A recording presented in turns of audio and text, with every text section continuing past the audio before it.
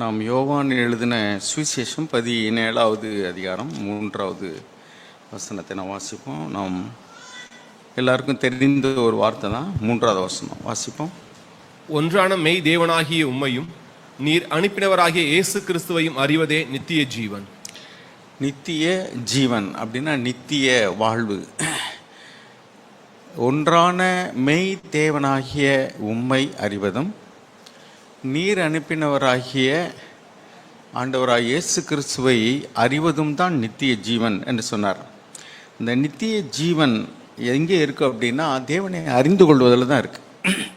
இந்த அறிந்து கொள்வது அப்படின்ற போது இந்த வார்த்தையை நம்ம பெரும்பாலும் எப்படி நினைக்கிறோம்னா வேதத்தை அறிந்து கொள்வது அல்லது தேவனை பற்றி அறிந்து கொள்வது, இதைத்தான் நம்ம அறிந்து கொள்வது அப்படின்னு நினைக்கிறோம். நம்முடைய மூளை அறிவில் எவ்வளவுக்கு அளவு வேதத்தை அறிந்திருந்தாலும் சரி அல்லது தேவனை பற்றி அறிந்திருந்தாலும் சரி, அந்த அறிவு நமக்கு நித்திய ஜீவனை தராது. நித்திய ஜீவன் என்பது அப்படின்னா சாதாரணமாக மரணம் இல்லாமல் நித்தியமாய் வாழக்கூடிய வாழ்க்கையை அது குறிக்கிறது என்று எடுத்துக்கொள்வதல்ல. அது நித்தியமானவருடைய ஜீவன், நித்தியமாய் வாழ்கிறவருடைய ஒரு ஜீவன். ஸோ துவக்கமும் இல்லை முடிவும் இல்லை. அது யாருக்குன்னா தேவனுக்கு தான். அவருடைய ஜீவன் நமக்குள்ளே வர்றது தான் நித்திய ஜீவன் அப்படின்னு சொல்கிறோம். இது எதில் இருக்குது அப்படின்னா அவரை அறிந்து கொள்வதில் தான் இருக்குது அப்படின்னு இருக்கு. அவரை அறிந்து கொள்வது அப்படின்னா நம்முடைய அனுபவத்தில் அறிந்து கொள்வது. Knowing him by our personal relationship. நம்முடைய தனிப்பட்ட வாழ்க்கையில் அவரை ருசித்து பார்ப்பது. கர்த்தர் நல்லவர் என்பதை ருசித்து பாருங்கள். ருசிக்கிறதுனா சாப்பிட்டு பார்க்குறது. அப்போ உதாரணத்துக்கு ஒரு இனிப்பை நம்ம வரைஞ்சி படமாக வரைஞ்சி இந்த இனிப்பு இப்படி இருக்கும், இப்படி டேஸ்ட்டாக இருக்கும், அப்படி டேஸ்ட்டாக இருக்கும் அப்படின்னு நம்ம அறிஞ்சிக்கிறதுக்கும் அந்த இனிப்பையே நம்ம சாப்பிட்டு பார்க்குறதுக்கும் எவ்வளோ வித்தியாசமோ அது மாதிரி தான்.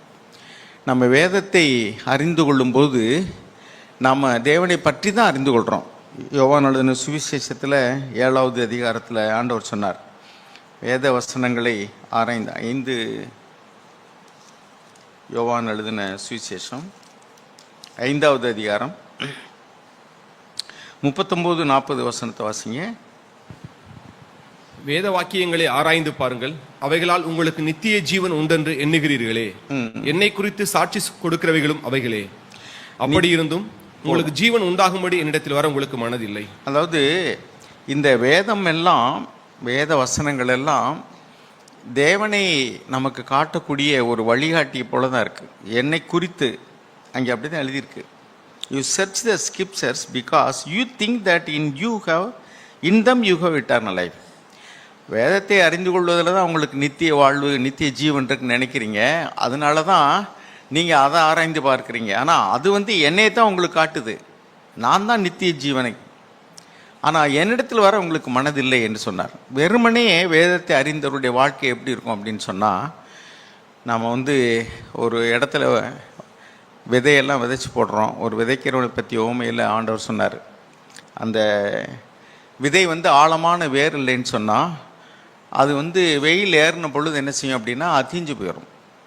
அது ஆழமாக பூமியில் வேர் விட்டு இருந்தால் அது அவ்வளோ சீக்கிரத்தில் வெயிலோ அல்லது மழை தாழ்ச்சியான நிலைமை இருந்தாலும் கூட அது நல்ல அவ்வளோ சீக்கிரத்தில் வாடிடாது. அதே மாதிரி தான் தேவனை அறிந்தவர்களுக்கும் வேதத்தை அறிந்தவர்களுக்கும் அல்லது தேவனை பற்றி அறிந்தவர்களுக்கும் அல்லது தேவனை அறிவுபூர்வமாக அறிந்தவர்களுக்கும் அன்றாட வாழ்க்கையில் அனுபவமாய் அறிந்தவர்களுக்கும் உள்ள வித்தியாசம். ஒரு பாட்டு கூட இருக்குது, அனுபவமாய் உங்களை நாங்கள் அறிந்து கொள்ள வேண்டும்.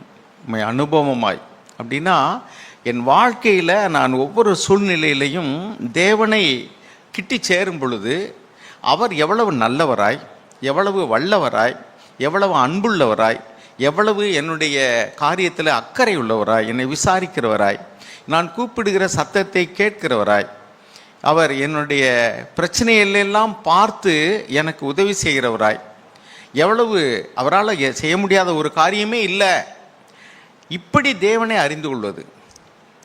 அதை விட தேவனை ஒரு தகப்பனாக அறிந்து கொள்வது. Is a loving father. பாருங்கள், இன்றைக்கி உலகத்திலெல்லாம் தெய்வங்களை அவர்கள் சிலை வடிவமாக அவர்கள் உருவாக்கும் பொழுது மொழி பிதுங்கி நாக்கை தொங்க போட்டு ஈட்டியோ அருவாளையோ கையில் பிடித்து கொண்டு ஒரு கொடூரமான தோற்றத்தோடு கூட தான் அவர்கள் தெய்வங்களை பயமுறுத்தக்கூடிய உருவங்களை அவர்கள் உருவாக்கி இதுதான் தெய்வம், இப்படி தான் தெய்வம் இருக்கிறது என்று சொல்கிறார்கள். பழைய ஏற்பாட்டின் காலத்தில் கூட ஜனங்கள் தேவனாகத்தான் அவரை அறிந்திருந்தார்களே ஒழிய தகப்பனாக அறியவில்லை. பிதாவாகிய தேவனை தகப்பனாக நமக்கு காட்டியவர் நம்முடைய ஆண்டவர். ஒரு சபை என்று சொன்னால் அதை ஒரு ஆர்கனைசேஷனை போல, ஒரு இன்ஸ்டிடியூஷனை போல இல்லாமல், நிறுவனத்தை போல இல்லாமல், அவர் சொன்ன உறவுகள் என்றால் நீங்கள் எல்லாரும் சகோதரர்களும் சகோதரிகளுமா இருக்கிறீர்கள். மத்திய 23 வாசிக்கிறோம் 8ஆம் வசனத்தில், you are all equally brothers and sisters. அந்த சகோதரன் சகோதரி, இதோ நீங்கள் தான் தாயும் சகோதரனும் சகோதரியுமா இருக்கிறீர்கள்னு சொன்னார். அப்போ தகப்பன், தாய், சகோதரன், சகோதரி, இந்த உறவுகள்லாம் எங்கே இருக்கும்? வீட்டில் தான் இருக்கும். அப்போ தேவன் ஒரு சபையை தன்னுடைய குடும்பத்தை போல பாதிக்கிறதுனால தான் தேவனை தகப்பன் என்றும் நம்ம எல்லாரும் சகோதரர்கள் சகோதரிகள் என்றும் சொன்னார். அங்கே ரெவரண்டு, பிஷப்பு, பாஸ்டரு, எல்டர் அதெல்லாம் கிடையாது. ஆண்டவர் உருவாக்கின அவர் சபையில் இந்த உறவு முறை தான் சொன்னார், தகப்பன், சகோதரன், சகோதரி அப்படின்னு சொன்னார். அப்போ தேவனையே நமக்கு தகப்பனாக காட்டின ஆண்டவர் தேவனை அறிந்திருந்தார். அதனால தான் அவருக்கு என்ன போகக்கூடிய சூழ்நிலை வந்த பொழுதும் கூட ஆண்டவராக இயேசு கிறிஸ்து கொஞ்சம் கூட அவர் பதறவும் இல்லை, பதஷ்டமடவும் இல்லை, பயப்படவும் இல்லை. ஆனால் இன்னைக்கு ஏதாவது ஒரு சின்ன பிரச்சனை வந்தால் கூட அவர்கள் தேவனை குறித்ததான ஒரு விசுவாசம் இல்லாதபடினால கலங்குகிறார்கள், பயப்படுகிறார்கள், பதஷ்டம் அடைகிறார்கள். ஐயோ இது எப்படி ஆகுமோ என்று அவர் தவிக்கிறார்கள். விசுவாசமே இல்லை. காரணம் என்னன்னா அவர்கள் தேவனை பற்றி அறிந்திருக்கிறார்கள். They are அட்மையரர்ஸ்.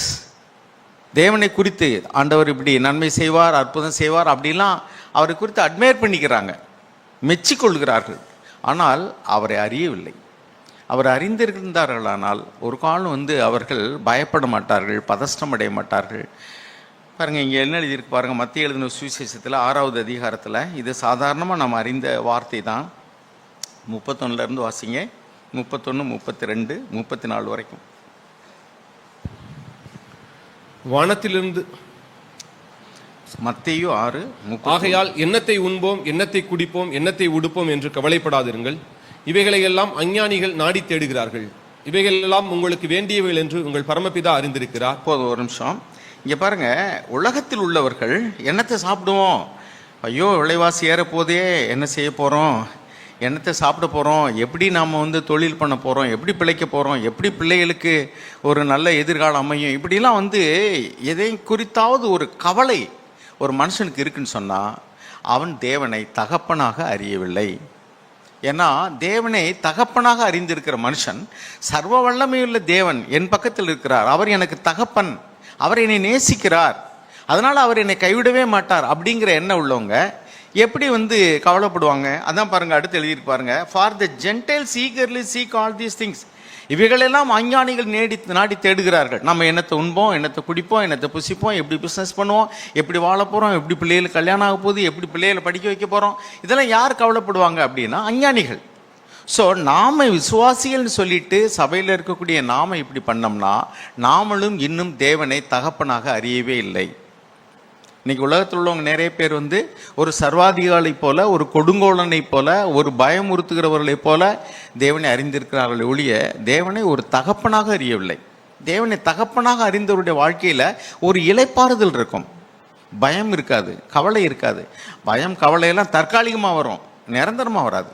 சும்மா ஃபார் த டைம் பீயிங் ஒரு விஷயத்தை கேள்விப்பட்டோம்னா நம்ம நம்ம மனிதர்களாக இருக்கிறனால நம்முடைய மாம்சத்தில், நம்முடைய ஆத்மாவில் ஒரு தயக்கம், கவலை வரலாம். But it won't stand there permanently. ஏன்னா அது தேவனுடைய ஆவியானவர் நமக்குள்ள இருக்கிறபடினால மனிதர்களை குறித்து ஏதாவது ஒரு பயம் வந்துச்சுனாக்கும் தேவன் சொல்வார், if God be for us who can be against as.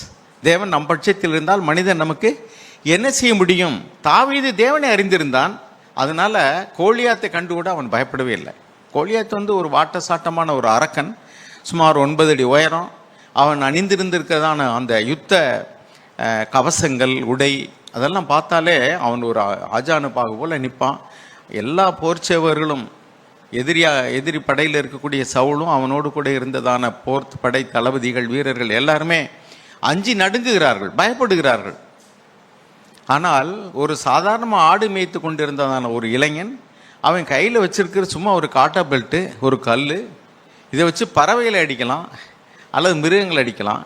எப்படி ஒரு அரக்கனை, அதுவும் அவன் அணிந்திருக்கிறதான உடைகள், மார்க்கவசம், அந்த யுத்த வீரர்களை காட்டும்போது பார்த்தீங்கன்னாக்கும் தலையில் ஒரு ஹெல்மெட் மாதிரி ஒன்று வச்சுருப்பாங்க, காலில் கிரிக்கெட் வீரர்களை போல் காலில் கையிலெல்லாம் மறைச்சி, ரொம்ப ரேராக தான் உடல் பாகங்கள் தெரியும், கண் அந்த மாதிரி இடத்துல. அவன் கரெக்டாக ஒரு கல் அது போய் நெத்தியிலே அடிக்குது. காரணம் என்னென்னா, அவன் சொல்கிறான், நீ உன்னுடைய புயபலத்தை அல்லது நீ வச்சிருக்கிற இந்த ஆயுதங்களை நம்பி வருகிற, நானும் என் தேவனாய் கர்த்தருடைய, என் சேனைகளின் கர்த்தராகிய தேவனுடைய நாமத்தினால வருகிறேன்னு சொன்னான். அப்போ அவன் தேவனை அறிந்திருந்தான். அதனால தான் அந்த தைரியம். பாருங்க, சில கிறிஸ்தவர்கள் ஆன பொழுது அவருடைய குடும்பத்தார் அவரை புறக்கணிக்கிறார்கள். ஊரார், உறவினர்கள், ஜாதியை விட்டு தள்ளி வைக்கிறேன், சமூகத்தை விட்டு தள்ளி வைக்கிறேன், உனக்கு பொண்ணு தரமாட்டேன், கல்ற தரமாட்டேன், அல்லது உனக்கு எப்படி கல்யாணம் நடக்குன்னு பார்க்குறேன், நீ கோயிலுக்கு வரி கொடுக்கலனா நான் உனக்கு இடத்துக்கு தண்ணி விட மாட்டேன், அல்லது உனக்கு செத்தா பிரேதத்தை அடக்கம் பண்ண விட மாட்டோம், யாருமே வரமாட்டோம், நல்லது கெட்டதுக்கு, இப்படிலாம் சோசியல் பாய்காட்டிங் என்னென்னமோ நடக்குது. ஆனால் தேவனை அறிந்தவர்கள் இந்த அச்சுறுத்தலுக்கெல்லாம் பயப்படவே மாட்டாங்க. ஏன்? அதெல்லாம் தேவன் பார்த்துக்கொள்வார். எவ்வளவுக்கு எவ்வளோ தேவனை நம்ம கிட்டி சேருகிறோமோ அவ்வளோக்கு அவ்வளவு நம்ம தேவனை எல்லாவற்றுக்கும் மேலானவராக பார்ப்போம். ஒரு மலையை தூரத்துலேருந்து பார்க்கும்போது இப்படி பார்ப்போம், ஆனால் கிட்ட போக இப்படி பார்ப்போம். அதே மாதிரி தான் தேவனை கிட்டி சேர சேர அவரை அவ்வளவு பெரிய வல்லமையுள்ள தேவனாக பார்ப்போம். அதனால if God is for us, இவ்வளவு வல்லமையுள்ள தேவன், எல்லாவற்றையும் செய்ய வல்லமையுள்ளவராகி தேவன் என்னை ஒரு தகப்பனை போல நேசிக்கும் பொழுது நான் எதற்கு பயப்பட வேண்டும்? பயப்பட மாட்டேன், நான் பயப்பட மாட்டேன். பாட்டு படிக்கிறோம் இல்லையா, அதெல்லாம் பாட்டோடு போயிடுது. ஏட்டோடு படிக்கிறதெல்லாம் பாட்டோடு போயிடுது.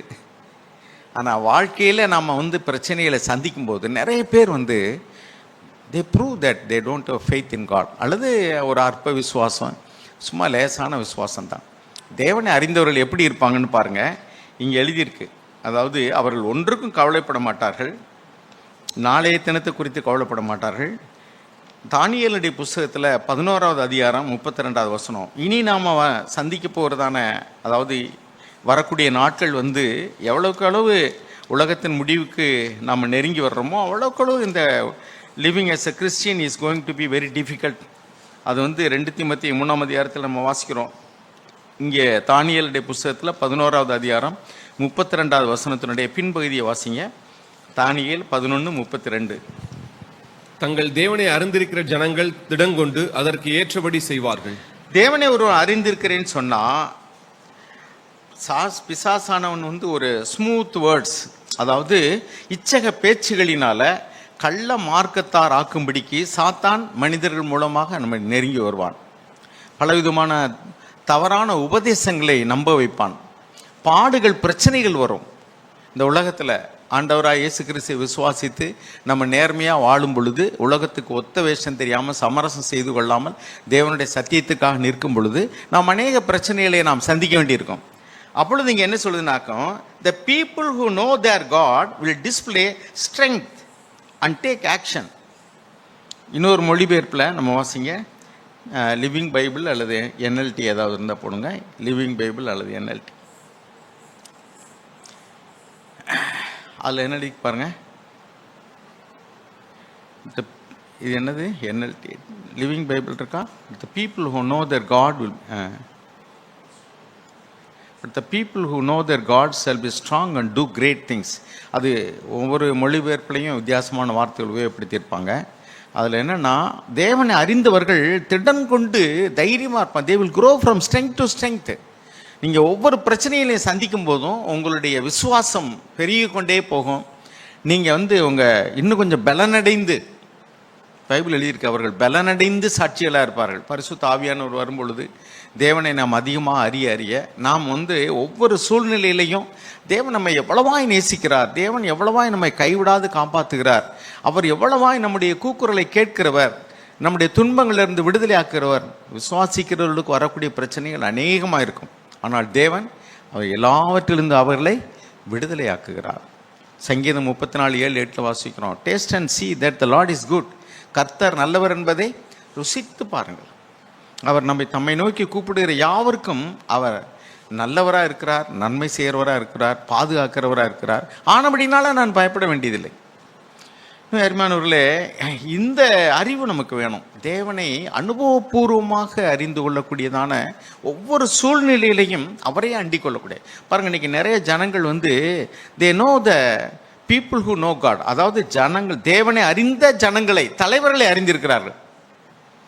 இப்போ உதாரணத்துக்கு நம்முடைய பெற்றோர்கள் நிறைய சொத்து வச்சுருந்தாங்கன்னா, அவங்க இறந்ததுக்கு பின்னாடி அந்த சொத்தை வாரிசு அடிப்படையில் நாம் உரிமை கொண்டாட முடியும், அதை சுதந்திரித்து கொள்ள முடியும். But not their faith. ஆனால் அவங்களுக்குள்ள இருந்த விசுவாசத்தை நீங்கள் சுதந்திரித்து கொள்ள முடியாது. இந்த லீகசி, அதாவது நான் சொல்கிறது விளங்குன்னு நினைக்கிறேன். அதாவது நம்முடைய பெற்றோர்கள் இப்போ நிறைய செல்வாக்குள்ள தலைவர்களாக இருக்கிறாங்க. நிறைய சொத்து, பணம், பேங்க்கில் பணம் இருக்குது, அல்லது சொத்து, வீடு, வாசல், கார், எல்லாம் பங்களா எல்லாமே இறந்து அவங்களுக்கு பின்னாடி அந்த பிள்ளைகளுக்கு அது வாரிசின் அடிப்படையில் அவங்களுக்கு ஆட்டோமேட்டிக்காக சேர்ந்துடும், அல்லது நம்ம கிளைம் பண்ணலாம். ஆனால் அவர்களுக்குள்ள இருந்த விசுவாசம், அவர்களுக்குள்ள இருந்த தெய்வ நம்பிக்கை, அவர்கள் வாழ்ந்த பரிசுத்தமான ஒரு வாழ்க்கை, மாதிரியான வாழ்க்கை, அதெல்லாம் ஆட்டோமேட்டிக்காக வரவே வராது. எந்த தகப்பனுடைய அறிவையாவது நீங்கள் சுதந்திரித்து கொள்ள முடியுமா? அவருடைய அனுபவத்தை நீங்கள் சுதந்திரித்து கொள்ள முடியுமா? சொத்தை சுதந்திரித்து கொள்ளலாம். It is a physical property. அதனால் நாம் ஒரு தேவ பக்தி உள்ள சகோதரர்கள் நமக்கு மூப்பர்களாக இருக்கிறாங்க.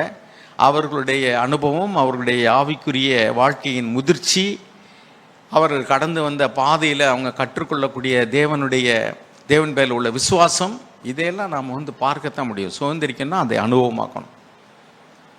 ஸோ நாம் ஒவ்வொருவரும் இதை பிரயாசப்படணும். ஆண்டவரே, நீங்கள் உங்களை எங்களுக்கு வெளிப்படுத்தினால் ஒழிய நாங்கள் உங்களை தானாக அறிந்து கொள்ளவே முடியாது.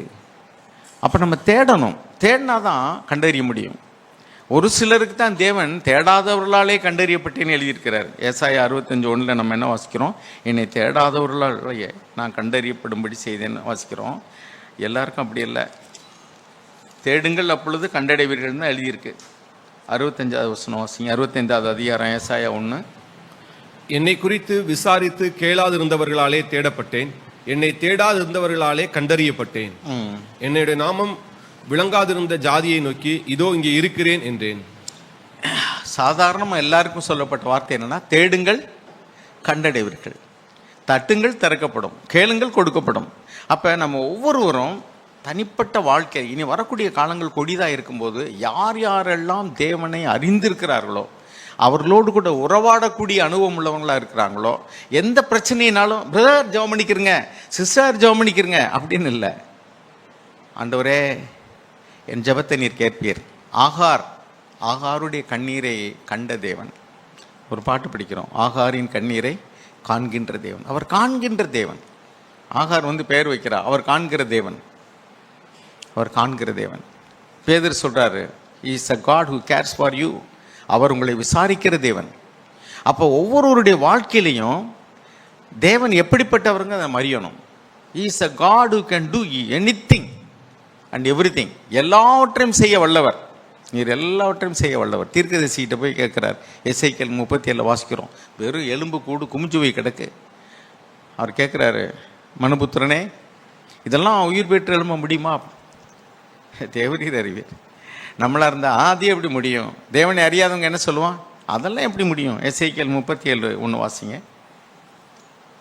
எசேக்கியேல் 37 அதெல்லாம் எப்படி ஆகும்? எலும்பு கூடு அதெல்லாம் சாகரத்துக்கு முன்னாடி கொண்டு வந்தால் ஆஸ்பத்திரியில் காப்பாற்றிறம்பாங்க. செத்த முன்னாடி கொண்டு வந்தால் கொஞ்சம் முன்னாடி கொண்டு வந்திருந்தா பரவாயில்லங்கன்னு சொல்லுவாங்க. ஆனால் தேவன் அப்படி இல்லை. தேவனால் கூடாத காரியம் ஒன்றுமே இல்லை. இதெல்லாம் நம்ம நிறைய கேட்டிருக்கிறோம், நிறைய இதை பற்றி பிரசங்கம் பண்ணலாம். ஆனால் நம்முடைய வாழ்க்கையில், நம்முடைய பிள்ளைகளுடைய வாழ்க்கையில் ஏதாவது ஒன்றுனாக்கும், நான் சொன்னேன், தற்காலிகமாக ஒரு பதஷ்டம், பயம் வரலாம். அது மனிதர்களாக இருக்கிறனால. But not permanently. கொஞ்ச நேரத்தில் நம்ம ஜெபம் பண்ணோம்னா அது தேவன் நீக்கி போடுவார். விசுவாசிக்கிறவன் பதறான். பாருங்க, 37:1 வாசிங்க. 37:1 எசேக்கியேல் 37. கர்த்தருடைய கை என் மேல் அமர்ந்து கர்த்தர் என்னை ஆவிக்குள்ளாக்கி வெளியே கொண்டு போய் எலும்புகள் நிறைந்த ஒரு பள்ளத்தாக்கின் நடுவில் நிறுத்தி என்னை அவைகளின் அருகே சுற்றி நடக்க பண்ணினார்.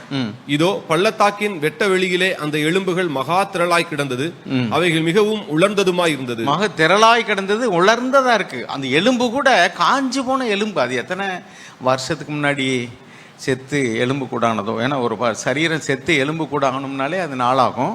அது இன்னும் கொஞ்சம் அப்படியே கும்பலாக கிடக்கு அப்படின்னு சொன்னால் அது எப்படிப்பட்டோ தெரியாது. இப்போ அவரை பார்த்து, இப்போ அந்த தீர்க்கதரிசியை பார்த்து தேவன் கேட்குறார், 3வது வசனம். அவர் என்னை நோக்கி, மனுபுத்திரனே, இந்த எலும்புகள் உயிரடையுமா என்று கேட்டார். தேவன் மனுஷன்ட்ட கேட்கிறார், இந்த எலும்பு கூடலாம் உயிரடையுமான். அந்த மனுஷன் தீர்க்கதரிசி, அவன் தேவனை அறிந்தவன். அதனால சொல்றான், என்ன சொல்றான்? அதற்கு நான், கர்த்தராகிய ஆண்டவரே, தேவரீர் அதை அறிவீர் என்றேன். நம்மளா இருந்தா தேவனை அறியாதவன் என்ன சொல்லுவோம்? அது எப்படிங்க முடியும்? என்னையா பைத்தியத்தை நம்ம சொல்ற, எலும்பு எப்படியா உயிர் வரும்? அதில் சதை இல்லை, நரம்பு இல்லை, உயிர் இல்லை, ரத்தம் இல்லை, ஒன்றும் இல்லை, அது எப்படி உயிர் வரும்? அப்படி தான் நம்ம சொல்லுவோம். ஆனால் தேவனை அறிந்தவன் சொல்கிறான், தேவனே நீரே அறிவீர். ஏன்னா உம்மாள முடியாத காரியம் ஒன்றுமே இல்லை. என் மனித அறிவுக்கு எட்டினபடிக்கு கண்டிப்பாக அது உயிர் பெறவே முடியாது. அப்போ நம்ம விசுவாசம் எந்த அளவுக்கு இருக்குது அப்படின்னா, எது எல்லாம் மனிதர்களால் செய்ய முடியுமோ அதைத்தான் நம்மால் நம்ப முடிகிறது. எது எல்லாம் மனித சக்திக்கு அப்பாற்பட்டதோ, நம்முடைய அனுபவத்தில், நம்முடைய அறிவில் நம்ம எதெல்லாம் கண்டதில்லையோ அதை நம்மால் நம்ப முடியாது. ஆனால் கிரேட் மென் ஆஃப் ஃபெய்த், விசுவாசத்தின் பெரிய ஆட்கள் எதை நம்பினார்கள்னா, தேவனை குறித்து அவர்கள் கண்டது என்னன்னா, இல்லாததை இருக்கிறவர் போல, இருக்கவே போல காண்கிற தேவன், இல்லாதவைகளை இருக்கிறவைகளை போல காண்கிற தேவன். ஆபிரகாமை பார்த்து சொல்ல, ஒரு பிள்ளை கூட கிடையாது, 90 வயசுக்கு மேலாச்சு, அதுக்கப்புறமும் வந்து ஒரிஜினல் ஒய்ஃபுக்கு பிள்ளை இல்லை. தேவன் சொல்கிறார், உன் சந்ததியை பார், அது வானத்து நட்சத்திரங்களை காட்டிலும் அது எண்ணி முடியாத இருக்கும், கடற்கரை மணலை பார்க்கலாம், அது ஒன்றால் எப்படி எண்ண முடியாது, அது மாதிரி எண்ண முடியாது. அப்படின்னா அவர் வந்து இல்லாதவைகளை இருக்கிறவை போல காண்கிற தேவன். எத்தனா இருக்கிற யாக்கோபை பார்த்து நீ தேவ பிரபு அப்படிங்கிறார். கிதியோனை பார்த்து பராக்கிரமசாலியே அப்படிங்கிறார். அவன் பயந்தாங்குள்ளி, அவன் சிரிக்கிறான். சாராளை பார்த்து நீ ஒரு பிள்ளையை பெறுவாய் அப்படின்னா, இனிமே எப்படி எனக்கு பிள்ளை வரும், சிரிக்கிறாள். ஆனால் தேவனோ இல்லாதவைகளை இருக்கிறவை போல காண்கிற தேவன். He sees the future ahead of times. பல வருஷங்களுக்கு பின்னாடி நடக்க போகிறத அவர் இப்போவே பார்க்குறார். நம்மளால் பார்க்க முடியாது, நம்ம சிரிக்கிறோம், நம்மளால் நம்ப முடியலை. தேவனால் கூடாத காரியம் ஒன்றுமே இல்லை. இதை யாரெல்லாம் விசுவாசிக்கிறாளோ அவர்களிடத்தில் அவர் சந்தோஷமாக இருக்கிறார். இப்படிப்பட்ட விசுவாசத்தை நான் இஸ்ரவேல் ஜனங்களுக்குள்ளேயும் பார்க்க முடியலையேங்கிறார், ஆச்சரியப்படுகிறார். அதே சமயத்தில் அவிசுவாசத்தை பார்த்து மார்க் 6ஆம் அதிகாரத்தில் சொந்த ஊரில் அவரால் அநேக அற்புதங்களை செய்ய முடியல. காரணம் என்னென்னா, அவர்கள் அவிசுவாசத்தை குறித்து ஆச்சரியப்பட்டார்னு எழுதியிருக்கு. ஒரு இடத்துல விசுவாசத்தை குறித்து ஆச்சரியப்படுகிறார். 100க்கு அதிபதியினுடைய விசுவாசத்தை பார்த்து, அந்த சிரேனிக்கே ஊராளாகிய அந்த சைரோஃபேனியன் ஸ்ரீ அந்த பெண்ணுடைய விசுவாசத்தை பார்த்து. ஆனால் இங்கே மார்க் எழுதின சுவிசேஷம் 6ஆம் அதிகாரத்தில் 6வது வசனத்தில் அவர்களுடைய அவிசுவாசத்தை குறித்து ஆச்சரியப்பட்டு, ஸோ விசுவாசமும் அவருக்கு ஆச்சரியமாக இருக்குது. விசுவாசிக்க வேண்டிய நபர்களிடத்தில் அவிசுவாசத்தை பார்க்கும்போது அதுவும் ஆச்சரியமாக இருக்கேப்பா, இவ்வளவு தூரம் நான் அற்புதம் செஞ்சு உங்களுக்கு விசுவாசம் இல்லையே. நான் அருமையானவர்களே, நம்ம தேவனை அறிந்து கொள்ளும் பொழுது இன்னும் what are the marks of people who know their God? தேவனை அறிந்தவர்கள் பலத்தின் மேல் பலனடைவார்கள். they will grow from strength to strength. they will stand firm in their faith. அவர்கள் விசுவாசத்தில் உறுதியாக இருப்பாங்க. என்ன பாடுகள் வந்தாலும் சரி, உபத்திரவங்கள் வந்தாலும் சரி, அவர்கள் தேவனுடைய விசுவாசத்தை விட்டு அவர்கள் அசையவே மாட்டார்கள். என்னை கொன்று போட்டாலும் நான் உண்மையில விசுவாசமாக இருப்பேன்னு சொன்னாங்க. இதுதான் விசுவாசத்தின்னா தேவனை அறிந்தவர்களால் தான் முடியும். வசனத்தை அறிந்தவர்கள், பைபிளை அறிந்தவர்கள் மனப்பாடமாக வசனத்தை தெரிந்திருக்கலாம், சாத்தானுக்கும் தெரியும். அப்படி அல்ல. அடுத்தாப்புல ஒரு வசனத்தை நம்ம வாசிப்போம். 1 யோவான் 2வது அதிகாரம் 3-4 வசனம். தேவனை அறிந்தவர்களுடைய லட்சணம் ஒன்று, அவர்கள் தைரியமாக இருப்பார்கள், எந்த சூழ்நிலையும் அசைக்கப்பட மாட்டார்கள், பலத்தின் மேல் பலன் அடைவார்கள். அப்புறம் 1 யோவான் 2ஆம் அதிகாரம் 3-4 வசனம். அவருடைய கற்பனைகளை நாம் கை கொள்கிறவர்களானால் அவரை அறிந்திருக்கிறோம் என்பதை அதனால் அறிவோம். அவரை அறிந்திருக்கிறேன் என்று சொல்லியும் அவருடைய கற்பனைகளை கை கொள்ளாதவன் பொய்யனாயிருக்கிறான், அவனுக்குள் சத்தியம் இல்லை. ஒரு தேவனை அறிந்திருக்கிறேன்னு சொன்னா நம்ம எல்லாருமே சொல்லுவோம், நாங்கள் தேவனை அறிந்திருக்கிறோம், we know our God. தேவன் இன்னார் என்பதை அறிந்திருக்கிறோம், இயேசு தான் தேவன், அவர் நமக்கு காண்பித்த பிதாவாகிய தேவன் தான் தேவன், இப்படிலாம் நம்ம சொல்லிடுவோம். இது எல்லாமே வார்த்தையினுடைய ஜாலகம்தான். அவன் அறிந்திருக்கிறேன்னு சொன்னால் ஒரு அடையாளம், அவன் தைரியமாக இருப்பான், எந்த சூழ்நிலையும் அசைக்கப்பட மாட்டான். இன்னொன்று என்னன்னாக்கும், அவன் என்ன எழுதியிருக்கான், தேவனுடைய கற்பனைகளை கைக்கொள்ளுவான். He will obey the commandments of God. That is a mark of a person who know God. தேவனை அறிந்த மனிதன் அவருடைய கற்பனைகளை கைக்கொள்ளுவான். அப்படி கைக்கொள்ளாமல் நான் தேவனை அறிந்திருக்கிறேன்னு சொன்னால் அவன் பொய்யன், அவனிடத்துல சத்தியம் இருக்காதுன்னு வாசிக்கிறோம். அடுத்து 1 யோவான் 3ஆம் அதிகாரம் 6வது வசனம் வாசிங்க. தேவனை அறிந்த மனுஷன் பாவம் செய்ய மாட்டான். 1 யோவான் 3:6. அவரில் நிலைத்திருக்கிற எவனும் பாவம் செய்கிறதில்லை, பாவம் செய்கிற எவனும் அவரை காணவும் இல்லை, அவரை அறியவும் இல்லை. அப்போ ஒரு மனுஷன் பாவம் செய்கிறோம்னா, அதாவது தேவனை அறிந்த மனிதன் பாவத்தை ரொம்ப சீரியஸாக எடுத்துக்கிடுவாங்க. அவர் சும்மா அப்படியே ஸ்லாக்கா அப்படியே என்ன பொய் சொல்கிறது ஒரு பாவமா, இப்படிலாம் வாழ முடியுமா? நோ. தேவனை அறிந்தவர்கள் எவ்வளோக்கெவ்வளோ தேவனை அறிந்திருக்கிறாளோ அவ்வளோக்கெவ்வளோ பாவத்தை they will deal with them thoroughly and sincerely. பாவத்தை அறவே அதை வெறுத்து ஒதுக்குவார்கள். they will hate sin. if you love God we will hate sin. நம்ம தேவனை நேசிக்கிறோம்னு சொன்னால் பாவத்தை வெறுப்போம். பாவத்தை வெறுக்காமே தேவனை நேசிக்கிறோம்னா I can love sin, I can love காட்னா இட் இஸ் ஃபேக். அது உண்மையான விசுவாசம் கிடையாது. நான் தேவனையும் நேசிக்கிறேன் பாவத்தையும் நேசிக்கிறேன் அப்படின்னா பாவத்தினால் வரக்கூடிய இன்பமும் எனக்கு வேணும், தேவனை நேசிக்கிறனால விசுவாசத்தினால் வரக்கூடிய லாபமும் எனக்கு வேணும்னா no, cannot work together. So இங்கே என்ன எழுதியிருக்குன்னா, நீ தேவனை அறிந்திருக்கிறேன்னு சொன்னால் அவன் பாவம் செய்ய மாட்டான். அவன் பாவம் செய்கிறான்னு சொன்னால் அவன் தேவனை காணவும் இல்லை, தேவனை அறியவும் இல்லை. இங்கே வசனம் வாசிக்கிறோம். அடுத்து 1 யோவான் 4ஆம் அதிகாரம் 7-8 வாசிப்போம். 1 யோவான் 4:7-8. பிரியமானவர்களே, ஒருவரில் ஒருவர் அன்பாயிருக்க கடவோம். ஏனெனில் அன்பு தேவனால் உண்டாயிருக்கிறது. அன்புள்ள எவனும் தேவனால் பிறந்து அவரை அறிந்திருக்கிறான். அன்பில்லாதவன் தேவனை அறியான், தேவன் அன்பாகவே இருக்கிறார். பாருங்க, தேவனை அறிந்த மனிதன் அன்புள்ளவனா இருப்பான். நம்ம எரேமியா 22:16 வாசிக்கிறோம். எரேமியா 22:16 வாசிங்க. ஒரு தேவனை அறிந்திருக்கிறேன்னு அந்த மனுஷன் சொன்னால் அவன் தேவனுடைய அன்பு அவனுக்குள்ளே இருக்கும். தேவனுடைய ஆவியானவர் வரும் பொழுதே ரோமரில் நம்ம வாசிக்கிறோம், பரிசுத்த ஆவியானவர் வரும்போது தெய்வீக அன்பானது நம்முடைய divine live is poured into our heart. நம்முடைய இருதயத்துக்குள்ளே தேவ அன்பு ஊற்றப்பட்டிருக்கிறது அப்படின்னு. தேவ ஆவியானவர் வரும்போதே தேவ அன்பு நமக்குள்ளே வந்துடும். அப்போ அன்பு யாரிடத்தில் அன்பு கூறுவோம்? தேவனால் பிறப்பிக்கப்பட்ட மற்றவர்களிடத்தில் அன்பு கூறுவோம். ஏழை எளியவர்கள் தேவையுள்ளவரிடத்தில் அன்பு கூறுவோம். பாருங்க 16ஆம் வசனத்தை வாசிங்க. எரேமியா 22:16. அவன் சிறுமையும் எளிமையுமானவனுடைய நியாயத்தை விசாரித்தான், அப்பொழுது சுகமாய் வாழ்ந்தான். அப்படி செய்வதல்லவோ என்னை அறிகிற அறிவு என்று கர்த்தர் சொல்கிறார். அப்ப ஒரு மனுஷன் ஏழை எளியவர்கள் அவர்களிடத்தில் இரக்கம் காட்டுவது, அவர்களை விசாரிக்கிறது. he pled the cause of the afflicted and needy. பாதிக்கப்பட்டவர்கள் தேவையுள்ளவர்கள் அவர்களிடத்தில் இரக்கம் காட்டுறதா it's not that what it means to know God. அப்போதான் அவன் தேவனை அறிந்திருக்கான்னா அவன் ஏழை எளியவர்களிடத்தில் இரக்கமுள்ளவங்களாக இருப்பான். யதார்த்தமாகவே அவர்களிடத்தில் ஒரு அன்பு குருகளாக இருப்பாங்க. அப்படி இல்லை, அவர்கள் கடினம் உள்ளவங்களாக இருக்கிறாங்க, தேவையுள்ளவர்களுக்கு உதவி செய்ய மாட்டாங்க அப்படின்னு சொன்னால் they don't know God. அவர்கள் தேவனை அறியவில்லை. அதான் இங்கே எழுதியிருக்கு. அதுவல்லவோ தேவனை அறிகிற அறிவு is not that what it means to know me declares the Lord. So அதுக்கடுத்து ஓசியா 6ஆவது அதிகாரம் 6வது வசனம் பாருங்க. இன்னைக்கு உலகத்தில் அநேக பிரசங்கிமார்கள் நீ தேவனை அறிஞ்சிருந்தீனாக்கும் தேவனுக்கு காணிக்க கொடுன்னு சொல்கிறாங்க. ஆனால் தேவனை அறிந்த ஆண்டவர் சொன்னார், என்ன சொன்னார்? பழியும் காணிக்கையும் நீர் விரும்பவில்லை, நீர் விரும்பினால் செலுத்துவேன். Only those who know God will say that.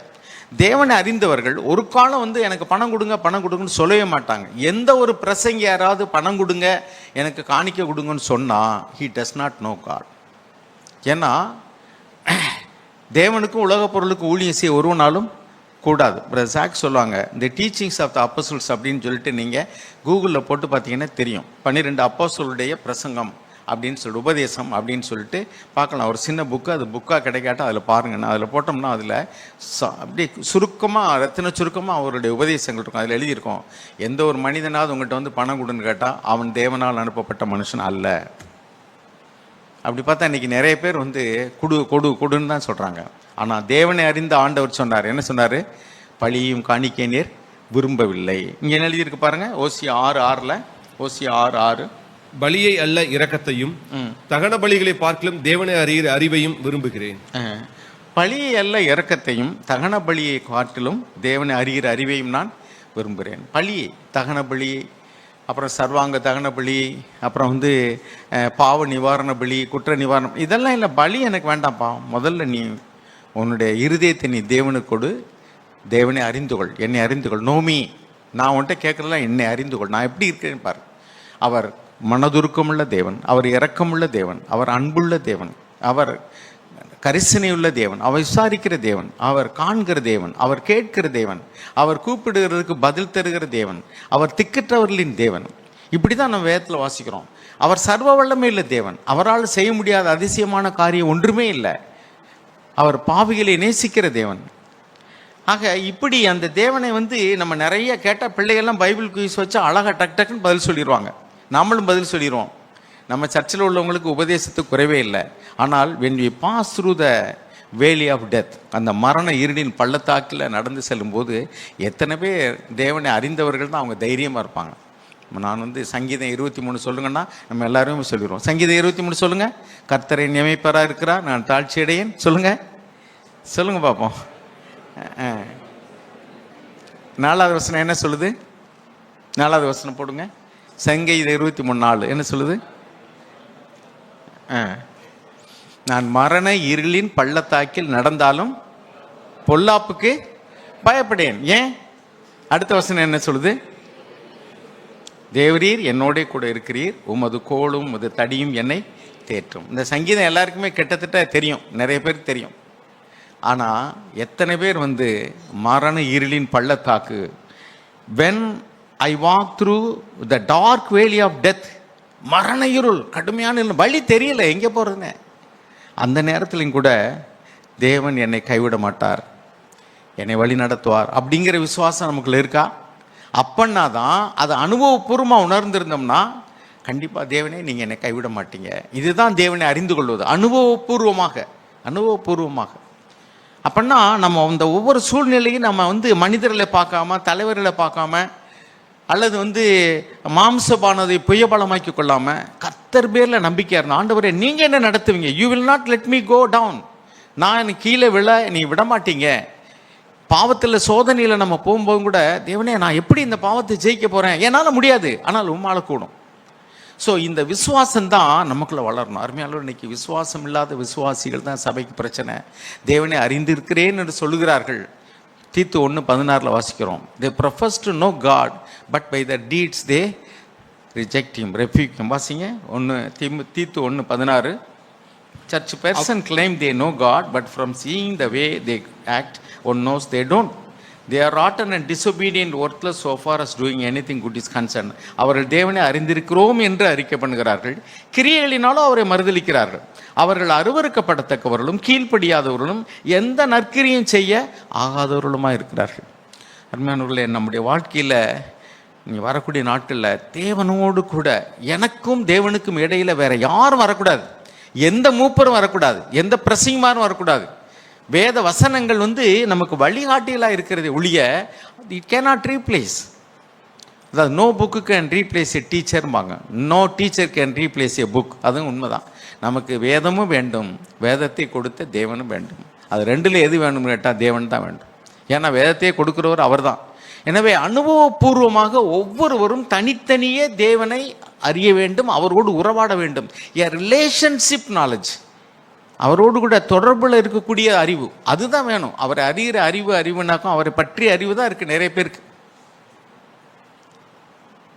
பிள்ளைகளே, நீங்கள்லாம் வேடிக்கை பார்க்காதீங்க. Know your God.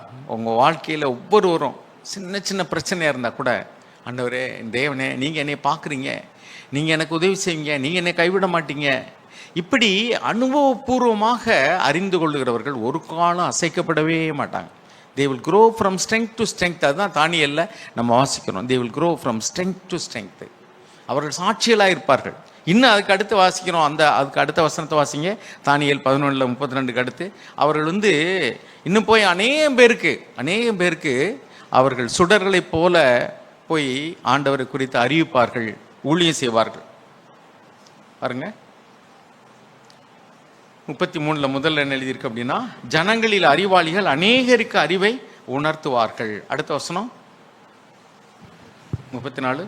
இப்படி அவர்கள் விழுகையில் கொஞ்சம் ஒத்தாசையால் சகாயம் அடைவார்கள். அப்பொழுது அநேகர் இச்சக வார்த்தைகளோட அவர்களை ஒட்டி கொள்வார்கள். அடுத்து அறிவாளிகளை புடமிடுகிறதற்கும் சுத்திகரிக்கிறதற்கும் வெண்மையாக்குகிறதற்கும் அவர்களில் சிலர் விழுவார்கள். முடிவு கால பரியந்தம் இப்படி இருக்கும். குறித்த காலம் வர இன்னும் நாள் செல்லும். சரி, இப்போ கடைசியாக 2 பிலிப்பியருக்கு எழுதின நிருபம் 3வது அதிகாரம் 7 வாசிங்க. பிலிப்பியர் 3:7. தேவனை அறிந்திருக்கிறேன்னு சொல்லக்கூடிய உங்களுக்கு இன்னொரு அடையாளம் அங்கே இருக்கு பாருங்க. ஆகிலும் எனக்கு லாபமா இருந்தவைகள் எவைகளோ இந்த உலகத்துல நம்ம எதெல்லாம் லாபமா நினைக்கிறோம்? நமக்கு வந்து சொத்து, சுகம், படிப்பு, வசதி, ஆள்பலம், இது எல்லாமே நமக்கு இந்த லாபமா நினைக்கிறோம். படிப்பு, பதவி, அதிகாரம், இதெல்லாம் நம்ம வந்து லாபம்னு நினைக்கிறோம். சரி, ஆனால் தேவனை அறிந்த மனுஷன் எப்படி இருப்பான் அப்படின்னா, இது எல்லாம் வந்து குப்பைன்னு நினைப்பான். வாசிங்க அடுத்து 8:10 வரைக்கும் வாசிங்க. அது மாத்திரமல்ல, என் கர்த்தராகிய கிறிஸ்து இயேசுவை அறிகிற அறிவின் மேன்மைக்காக எல்லாவற்றையும் நஷ்டம் என்று எண்ணிக்கொண்டிருக்கிறேன். இதெல்லாம் எனக்கு லாபம் தான். இந்த பூமியில எனக்கு லாபம் தான். எனக்கு சொத்து லாபம், வசதிகள் லாபம், அறிவு, படிப்பு, ஒரு பதவி அல்லது ப்ரொமோஷன், இதெல்லாம் எனக்கு லாபம் தான். அதைத்தான் நம்ம முதல்ல தேடணும். உலகத்தில் எல்லா மனிதர்களையும் தேடணும். நல்ல படிப்பு, சர்ச்சுக்கு போட்டால் கூட பரவாயில்ல, நல்ல படிப்பு படிக்கணும், நல்ல வேலை கிடைக்கணும், நம்ம வேலையில் ப்ரொமோஷன் கிடைக்கணும், சம்பளம் கூட கிடைக்கணும், அப்புறம் 4 பேர் மதிக்கிற மாதிரி இருக்கணும், மனித செல்வாக்கு வேணும், எனக்கு சப்போர்ட்டர்ஸ் வேணும். இப்படிலாம் நம்ம வந்து உலகத்தில் இதையெல்லாம் லாபமாக நினைக்கிறோம். தங்கத்தை லாபமாக நினைக்கிறோம், வெளியே லாபமாக நினைக்கிறோம், சொத்து, வாகனம் எல்லாமே வந்து we seek them all with all our heart. ஏன்னா அதெல்லாம் எனக்கு லாபம்னு நினைக்கிறோம். ஆனால் பவுல் சொல்றாரு, கர்த்தராகிய இயேசு கிறிஸ்துவை அறிகிற அறிவின் மேன்மைக்காக இது எனக்கு லாபமாக இருந்த எல்லாமே இப்போ குப்பைன்னு நினைக்கிறேன். இது எல்லாமே டஸ்ட் அண்ட் ஆஷஸ். பாருங்க அடுத்து 9 வாசிங்க. நான் கிறிஸ்துவை ஆதாயப்படுத்திக் கொள்ளும்படிக்கும் நியாயப்பிரமாணத்தினால் வருகிற சுய நீதியை உடையவனாயிராமல் கிறிஸ்துவை பற்றும் விசுவாசத்தினால் வருகிறதும் விசுவாசம் மூலமாய் தேவனால் உண்டாயிருக்கிறதுமான நீதியை உடையவனாயிருந்து கிறிஸ்துவுக்குள் இருக்கிறவன் என்று காணப்படும்படிக்கும் இப்படி நான் அவரையும் அவருடைய உயிர்த்தெழுதலின் வல்லமையையும் அவருடைய பாடுகளின் ஐக்கியத்தையும் அறிகிறதற்கும் அவருடைய மரணத்திற்கு ஒப்பான மரணத்திற்குள்ளாகி எப்படியாயினும் நான் மரித்தோரிலிருந்து உயிரோடு எழுந்திருப்பதற்கு தகுதியாகும்படிக்கும் எல்லாவற்றையும் அவருக்காக எல்லாவற்றையும் நஷ்டம் என்று விட்டேன், குப்பையுமாக எண்ணுகிறேன். அவருக்காக எல்லாவற்றையும் நஷ்டம் என்று எண்ணுகிறேன், குப்பையுமாக எண்ணுகிறேன், நஷ்டம் என்று விட்டு விட்டேன். குப்பை, இதெல்லாம் குப்பை. இப்போ நம்ம என்ன சொல்லுவோம்? ஹலோ பவுல், உங்களுக்கு இவ்வளவு கோல்டு தரேன் அப்படின்னா என்ன சொல்லுவார் அவர்? கொண்டு குப்பையில் போடி. அதெல்லாம் தேவனை அறிந்த மனிதன் வந்து திட் இஸ் ஆல் மைட்டி காட். தேவன் சர்வ வல்லமையுள்ள தேவன். அவர் என்னோடு கூட இருந்தால் பணம் என்னத்துக்கு? அதாவது பேங்க் அக்கௌண்ட்டில் வந்து இப்போ நம்ம அக்கௌண்ட்டில் வந்து இப்போ ஜிபே பண்ணுற அளவுக்கு பணம் நிறையா இருந்துச்சுன்னா நம்ம காசு எடுத்துகிட்டு போமா? எங்கேயுமே எடுத்துகிட்டு போக மாட்டோம். காரணம் என்னென்னாக்கா, அதுதான் பேங்க்கில் அக்கௌண்ட்டில் பணம் இருக்குது, ஜிபே பண்ணலாம், கையில் செல்ஃபோன் இருக்குது, போதும். நீங்கள் எங்கே போனாலும் வந்து பணமே எடுத்துகிட்டு போக வேண்டியதில்லை. இப்போ கேஷ்லெஸ் எக்கனாமின்னு சொல்கிறோம்ல, அப்படி. அதே மாதிரி தான் தேவனே நம்மோடு கூட இருந்தார்னா நம்ம அக்கௌண்ட்டில் பணம் இல்லாட்டாலும் பரவாயில்ல, நம்ம வந்து எல்லாமே குப்பைன்னு நினைப்போம். பணத்தை குப்பைன்னு நினைப்போம், சொத்து, பதவி, அதிகாரம். தேவனை அறிந்த மனிதர்கள் அப்படி தான். நிறைய பேர் இன்றைக்கி தேவனை அறிந்தவர்கள் வந்து வேலையெல்லாம் ரிசைன் பண்ணிட்டு வர்றாங்களீங்க. ஒரு காலத்தில் ஜாக் சொல்லுவாங்க, அவர் வந்து இந்த நேவல் இதுலேயே வந்து சீஃப் அட்மிரலாக வரணும், இந்தியா கடற்படையினுடைய தலைமை தளபதியாக வரணுங்கிறது தான் அவருடைய நோக்கம். அவர் சின்ன வயசுலேயே போய் அந்த மிலிட்ரி அகாடமியில் படிச்சுட்டு அவர் வந்து அந்த லெஃப்டினன்ட் ஆகிட்டார் எடுத்தோடனே. அப்போ டாப்பில் கண்டிப்பாக போயிருக்க முடியும்னு சொன்னார். அப்போ போயிருக்க முடியும். ஆனால் அதுக்காக தான் போனார், அதுக்காக தான் படித்தார். ஆனால் கடைசியில் தேவனுடைய அழைப்பை ஏற்ற உடனே தேவனுடைய ஒரு ஊழியக்காரராக இருக்கும் பொருட்டு இது எல்லாம் வந்து எனக்கு வேண்டாம். எதெல்லாம் முதல்ல தேடினமோ ஆசையா, அதெல்லாம் இப்போ நோ, வேண்டாம். அப்போ முதல்ல பவுல் அதுதான் சொல்கிறார் 7ஆம் வசனத்தில், எதையெல்லாம் நான் லாபம்னு நினச்சி தேடினேனோ ஆர்வமாக, அதெல்லாம் இப்போ குப்பைன்னு விட்டுறேன். வேலை வேணும், நிறைய சம்பாதிக்கணும் அப்படின்னு நினைக்கிறாங்க. நிறைய பேர் வந்து வேலை எழுதி கொடுத்துட்டு வந்து வேண்டாம், நான் ஆண்டவர் ஊழியம் செய்ய போகிறேங்கிறாங்க. கவர்மெண்ட் சர்வன்ட்ஸ் நிறைய பேர் இப்படி வந்திருக்காங்க. ஏன்? மத்திய எழுதின சுவிசேஷத்தில் 19ஆம் அதிகாரத்தில் 27 நினைக்கிறேன், பேதுரு கேட்பாரு, இவைகளெல்லாம் நாங்கள் எல்லாவற்றையும் விட்டு வந்து உண்மை பின்பற்றினோமே, எங்களுக்கு என்ன கிடைக்கும் அப்படின்னு கேட்டார். அது 20ஆம் அதிகாரத்தில் பின்னாடி அவர் சொல்கிறாரு. 20ஆம் அதிகாரத்தில் ஒரு உதாரணத்தை சொல்லிட்டு, ஆகிலும் என்ன கிடைக்கும்னு ஒருத்தன் என்னை பின்பற்றி வந்தா முந்தினோர் அநேகர் பிந்தினோராக இருப்பாங்க. தேவனை அறிந்தமார்கள் மனிதர்கள் வந்து இப்போ சபையில் இருக்கிறோம். நான் தேவனை அறிந்தோம்னா தேவனுக்காக என்ன ஒன்று செய்கிறதுக்கு எனக்கு என்ன கிடைக்கும்? எனக்கு இங்கே ஏதாவது ஒரு பதவி கிடைக்குமா? என்னை யாராவது முன்னாடி நின்று மெச்சுக்கொள்வாருங்களா? எனக்கு சபையில் வந்து ஒரு ஏதாவது ஒரு மூப்பர்னோ அல்லது ஏதாவது ஒரு பொறுப்பு கொடுப்பாங்களா? அல்லது எல்லாரும் என்னை மெச்சுக்கொள்வாங்களா? எனக்கு பணம் கிடைக்குமா? ஏதாவது காசு கிடைக்குமா? No, it is my father's business. தேவனுக்காக ஒன்றை செய்கிறதுக்கு வந்து கரும்பு திங்கிறதுக்கு கூலி வேணுமான்னு கேட்பாங்கல்ல. கரும்பே திங்கிறதுக்கு டேஸ்ட் தான், அப்போ கூலி எனத்துக்கு எனக்கு அப்படிங்கிறது மாதிரி கேட்பா. இவ்வளோ கரும்பை நீ தின்னுட்டேன்னா உனக்கு வந்து 10,000 தரேன்னு சொன்ன. சரி அட என்னையா கரும்பு திங்கிறதுக்கு கூலி அம்மம்ல, ஏன்னா அதுவே டேஸ்ட்டு. அதே மாதிரி தான் தேவனுக்காக உன்னை செய்கிறதுக்கு வாய்ப்பு எனக்கு கிடைக்காதான்னு நினைப்பாங்க. வாய்ப்பு எனக்கு கிடைக்காதா? ஆண்டவருக்காக இரவு பகல் பார்க்காம ஊழியம் செய்வாங்க. அவங்களுக்கு சம்பளமே கிடையாது. பரவாயில்ல, எனக்கு ஒன்றுமே வேண்டாம்யா, யாராவது கொடுத்தாலும் எனக்கு வேண்டாங்க. I don't want your money. நான் உங்களிடத்தில் உள்ளது உங்களுடையதே அல்ல, உங்களையே தேடுகிறேன். எனக்கு நீங்கள் கொடுக்குற காசு வேண்டாம், பணம் வேண்டாம். I want you for God. தேவனுக்காக நீங்கள் எழும்பணும், அதுதான் என்னுடைய ஆசை. நேர்மானவர்களே, யோவான் அதான் சொன்னார், என் பிள்ளைகள் சத்தியத்தின்படி நடக்கிறார்கள் என்ற சந்தோஷத்திலும் பெரிய சந்தோஷம் எனக்கு இல்லவே இல்லை. அப்போ அவருடைய பார்வையில் வந்து எது மேன்மையானது அப்படின்னா, என்னுடைய பிள்ளைகள் சத்தியத்தின்படி நடக்கணும், அதுதான் எனக்கு பெரிய சந்தோஷம். எனக்கு சொத்துல சந்தோஷம் கிடையாது. இன்னைக்கு தங்கம் வந்து ₹1,00,000 விற்கிது, உங்களுக்கு இந்தாங்க ஒரு 100 பவுன் அப்படின்னு சொன்னால் தானியிட்ட போய் சொன்னாங்க, உனக்கு வந்து அப்படி பெரிய நிறைய இதெல்லாம் தர்றோம் அப்படின்னு சொல்லிட்டு அவர் சொன்னார், அதை கொண்டு நீங்களே வச்சுக்கோங்க, அது எனக்கு வேண்டாம், நான் தேவனுடைய வேலை செய்கிறேன். தேவனுடைய உண்மையான ஊழியக்காரர்கள் ஒரு காலம் பணத்தின் பின்னாடி போகவே மாட்டாங்க. இந்த பவுலை போல் அதையெல்லாம் குப்பையை நினைக்கலைன்னா அவங்க தேவனுடைய ஊழியக்காரர் அல்ல, தேவனை அறியலைன்னு அர்த்தம். ஸோ பட்டம், பதவி, ப்ரமோஷன், சொத்து, சுகம், லாபம் அல்லது மற்றவர்களுடைய மனிதரால் வரக்கூடிய புகழ்ச்சி, மகிமை எல்லாம் குப்பை. ஒரு காலத்தில் நம்ம அதுக்காக தான் ஓடி இருப்போம், ஆனால் இன்னைக்கு அதெல்லாம் குப்பை. ஸோ தேவனை அறிந்து கொள்ளக்கூடிய அந்த உறவு நமக்குள்ளே வேணும். தேவன் சொன்னார், நாங்கள் ஊழியம் செஞ்சோம், தேவனை அறியாமலே ஊழியம் செய்ய முடியும். அதனால தான் யோவான் மத்தேயு 7:21-22 நம்ம வாசிக்கிறோம், நாங்கள் வந்து இதோ தீர்க்கதரிசனம் உரைத்தோமே, அற்புதம் செஞ்சோமே, பிசாசு துரத்தணுமே, ஆண்டவர் சொல்கிறார், நான் உங்களை அறியேன், என்னை விட்டு அகன்றிருப்போங்க. அப்போ தேவனை அறியாமலே அவங்க ஊழியம் செஞ்சுருக்காங்க. ஆண்டவர் அவரை அறியமில்லைன்னா என்ன அர்த்தம்? அவங்க தேவனுக்கும் அவங்களுக்கும் ஒரு உறவும் கிடையாது, ஆனால் ஊழியம் செஞ்சாங்க. அதனால் ஊழியம் செய்கிறதுனாலையோ, பைபிளில் நிறைய படிச்சிருக்கிறனாலையோ, வசனங்களை மனப்பாடம் பண்ணி இருக்கிறனாலையோ, அல்லது தேவனுக்காக காணிக்கையை கொடுத்ததுனாலையோ நாம் வந்து தேவனை அறிந்திருக்கிறோம்ன்றது கிடையவே கிடையாது. சாத்தான் நிறைய அறிஞ்சிருக்கிறான், நிறைய அவங்களே சொல்கிறாங்க, நிறைய நாங்கள் ஊழியம் செஞ்சோங்கிறாங்க. தேவன் சொல்கிற, ஐ டோன்ட் நோ யூ. அப்போ தேவனை, வேதத்தை அறிந்த பின்னாடி பாவம் செய்ய முடியுமா? செய்ய முடியும். பாவத்தை எப்போ செய்ய முடியும்னாக்கா வேதத்தை அறிந்த பின்னாடியும் செய்ய முடியும். அருமையானவர்களே, நாம் யோசிச்சுப்போம், நம்மளே ஏமாற்றிக்கிற வேண்டாம். நம்ம வேதத்தை அறிந்திருக்கிறோமா, தேவனை அறிந்திருக்கிறோமா? தேவனை பற்றி அறிந்திருக்கிறோமா அல்லது தேவனை அறிந்திருக்கிறோமா? தேவனுடைய மனிதர்களை அறிந்திருக்கிறோமா அல்லது தேவனை அறிந்திருக்கிறோமா? இன்றைக்கி நிறைய பேருக்கு வந்து தெரிஞ்ச அளவுக்கு தேவனை தெரியாது. I can challenge in CFC. நான் உண்மையாக சொல்கிறேன், சிஎஃப்சி சர்ச்சில் இருந்து தான் பேசுகிறேன். சிஎஃப்சி சர்ச்சில் இருக்கக்கூடிய நிறைய பேருக்கு சாக்பதரை பற்றியும், சாக்பதர் மூலமாக கேள்விப்படுகிற தேவனுடைய வார்த்தையும் தெரிஞ்ச அளவுக்கு தேவனை தெரியாது. விசுவாசிகள் என்று பேர் எடுக்கிறவர்களுக்கு விசுவாசமே இல்லை, அவங்க லைஃப்பில் பார்க்குறோம். ஸோ தேவனை அறிந்தேனுங்கிறக்கு அடையாளம் என்னென்னாக்கும், அவர்கள் இந்த உலக பிரகாரமான ஆசீர்வாதங்களை எல்லாம் குப்பையாக நினைப்பாங்க. ஆனால் இன்றைக்கி சுவிசேஷமாக என்னவா அறிவிக்கிறாங்க? உலக பிரகாரமான ஆசீர்வாதத்தை தான் சுவிசேஷமாக அறிவிக்கிறாங்க. கர்த்தர் உன்னை மேலாக்குவார், கர்த்தர் உன்னை ஆசீர்வதிப்பார், கர்த்தர் உனக்கு வேலை கொடுப்பார், உனக்கு வேண்டியதெல்லாம் கொடுப்பார். ஆனால் தேவனை அறிந்தவர் என்ன சொல்லுவாங்க? தானியேலை போல சொல்லுவாங்க, என் தேவனாகி கர்த்தர் என்னை விடுதலையாக்க வல்லவர். அவர் விடுதலை ஆக்கினாலும் சரி, ஆக்காம போனாலும் சரி, நான் நீர் வைத்த இந்த பொற்சிலையை என்ன செய்ய போகிறதில்ல, வழங்க போகிறதே இல்லை. இதுதான் தேவனை அறிந்த மனிதர்கள். அவர்கள் உலக ஆசீர்வாதங்களுக்காக தேவனை தேடலை, உலக பிரகாரமான பிழைப்புக்காக ஊழியம் செய்ய வரல. இன்னைக்கு நிறைய பேர் ஊழியத்துக்கு எப்படி வந்திருக்காங்கன்னாக்கும், வேலை இல்லையா, அவங்க திறமையே இல்லாமல் இருப்பாங்க, வேலையே இல்லாமல் இருப்பாங்க. அவங்களுடைய அப்பா ஊழியம் செஞ்சுருப்பார், இவர் ஒரு பைபிள் காலேஜில் படித்து வந்து அந்த சபைக்கு வந்து இப்போ ஆஸ்பத்திரி கட்டி டாக்டர்ஸ் வந்து கிளினிக் நடத்துனாங்கன்னா அவங்க பிள்ளைகளுக்கு லட்சக்கணக்கில் பணம் கொடுத்து அவருக்கு ஒரு டாக்டருக்கு படிக்க வச்சு மேனேஜ்மெண்ட் கோட்டாவில் டாக்டர் ஆக்கிடுவாங்க. அந்த கிளினிக்கில் அவர் டாக்டர்னு பாரு, ஸ்டெத்தாஸ்கோப் போட்டுட்டு ஒயிட் கோட் போட்டாச்சுன்னா டாக்டர். அவங்க அப்பாவுடைய அனுபவம் அவருக்கு இருக்குமா? அவங்க அப்பா கிளினிக் ஆரம்பித்தார், அவருக்கு வந்து திறமை இருக்கும், இவருக்கு திறமையே இருக்காது. சும்மா படித்து வந்து பிஸ்னஸை ஹேண்டில் பண்ணுற மாதிரி. இன்றைக்கி நிறைய ஊழியங்கள் அப்படி தான் நடக்குது.